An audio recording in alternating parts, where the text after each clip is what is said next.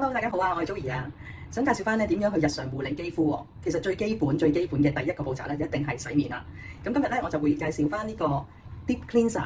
咁呢個咧係一個卸妝乳嚟嘅。咁日常咧我都會搽少少防曬啦，同埋畫眉啊，少少嘅BB cream 啊或者 cushion， 跟住咧都會有啲水分嘅。Deep Cleanser 咧係一個乳狀，咁樣擠出嚟咧就係白色嘅。咁你就均勻咁樣搽喺面上邊啦，咁可以幫埋咧卸妝嘅，咁就唔使特別又話再用卸妝油啦。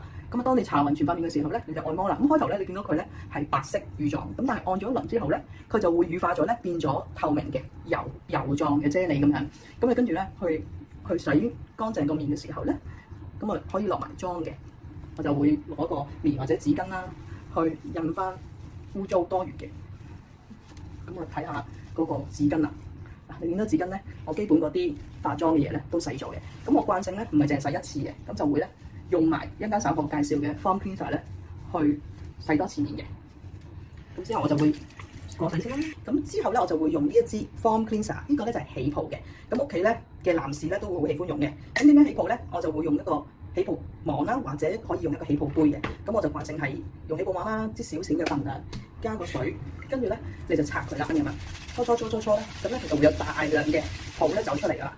嗰啲泡咧你就掠咗出嚟，咁你見到咧佢嘅泡沫咧係好幼細嘅，咁好似咧整蛋糕嗰啲泡咁樣嘅。咁咧你就攪掂啦，過水啦，哇，已經咧好乾淨啊塊面。個洗面咧係極之有用，同埋咧呢幾年咧我都係用呢一個嘅卸妝乳啦，同埋呢個洗面泡。咁皮膚咧一天比一天水潤有彈性，亦都咧係好平。每一支嘅洗面乳同埋呢個 Foam Cleanser 咧，單一支只係64蚊，64蚊咧有150 ml， 足以如果一個人用咧係用足3個月都用唔完。所以我極力推介呢一套嘅洗面，由 Deep Cleanser 同埋 Foam Cleanser， 令到皮膚有水潤啦，同埋咧毛孔清潔得好徹底。希望呢兩個產品可以幫到你哋一齊變靚啲。